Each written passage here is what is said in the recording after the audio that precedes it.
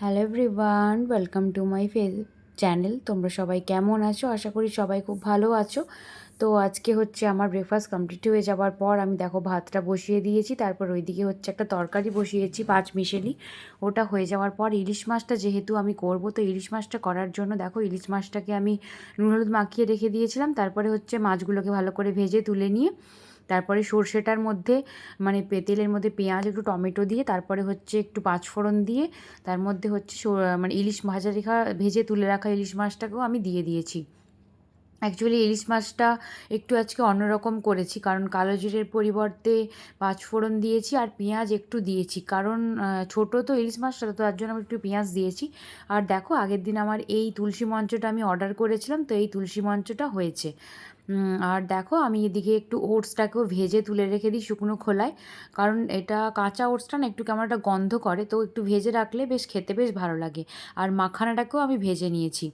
তো এগুলোকে ভেজে তারপরে আমি ঠান্ডা করতে দিয়েছিলাম, তো ঠান্ডা করতে দিয়ে তারপরে আমি এগুলোকে কৌটোর মধ্যে তুলে রাখবো। তারপরে হচ্ছে বিকেলবেলার দিকে আমি দেখো গেলাম হচ্ছে শপিং করার জন্য। তো শপিংয়ে আমি মাখানা হচ্ছে কিনে এনেছিলাম একটা 2 প্যাকেট। তো একটা যেটা ছিল সেটা ভেজে রেখে দিয়েছি, আর এটা হচ্ছে তুলে রেখেছি। তারপরে দেখো আমার কী কী জিনিস নেওয়ার ছিল, ওটস নেওয়ার ছিল, তারপরে দেখো এই টিফিন বক্সটা একটা নেওয়ার ছিল স্টিলের, আর একটা ছোট গামলা মতন নেওয়ার ছিল। আমাদের এখানে বিশালে মোটামুটি মানে বাসনপত্র পাওয়া যায়, জিনিসও পাওয়া যায়। আর মোর সুপার মার্কেট থেকে এই খাবারের জিনিসগুলো আর কি এনেছি।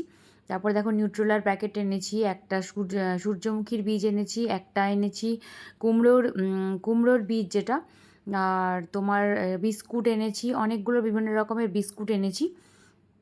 তো বিস্কুটগুলো খেতে বেশ সুন্দর, কারণ পার্লেজির এই বিস্কুটগুলো দেখো 10 টাকা করে, কিন্তু বিস্কুটগুলো খেতে বেশ সুন্দর। ওই দুটো বিস্কুট বাদে বাকি আর সেরকম নুন এনেছি, তারপর হ্যান্ড ওয়াশ এনেছি, তারপর একটু নার্সারিতেও গিয়েছিলাম।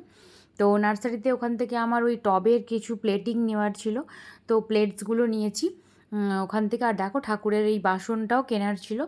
আর এই ব্লগটা যেহেতু অল্প হয়ে গিয়েছিল, তো নেক্সট ডে মর্নিংয়ের ব্লগটাও আমি এর সাথে অ্যাড করে দিয়েছি।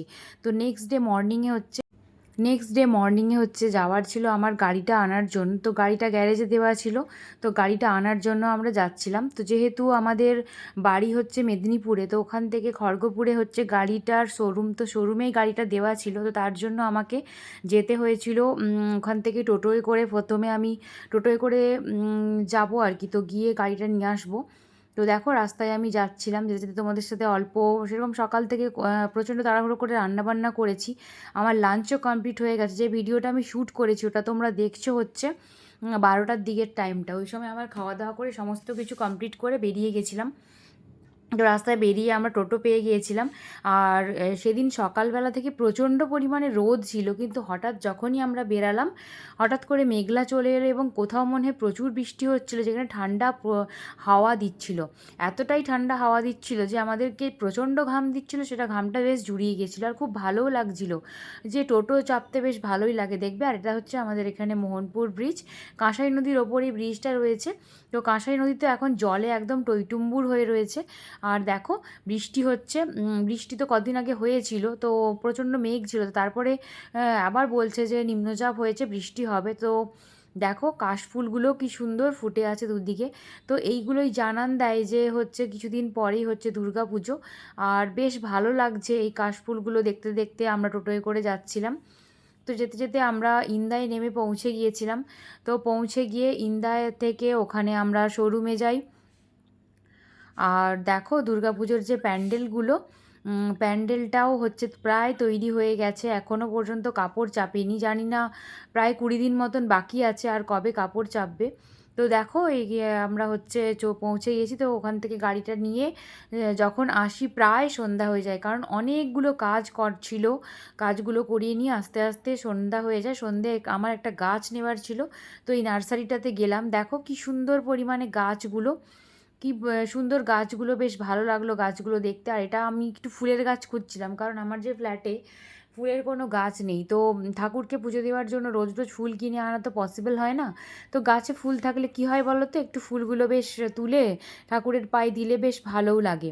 আর দেখো এখানে গাছগুলোকে কিরমভাবে বেশ তৈরি করেছে, বেশ ভালো লাগছে দেখতে বনসাইগুলো। আর দেখো এটাকে বেশ শিব ঠাকুরের মতন তৈরি করেছে, বেশ ভালো লাগলো। এই নার্সারিটাতে গেলাম, দামটা দেখলাম একটু বেশ বেশিই আছে আমাদের ওখানের থেকে। আর একটু টুপটুপ করে বৃষ্টিও পড়ছিল। আর দেখো বেশ সুন্দর। তো ওখান থেকে একটা আমি টগরের গাছ নিয়েছি।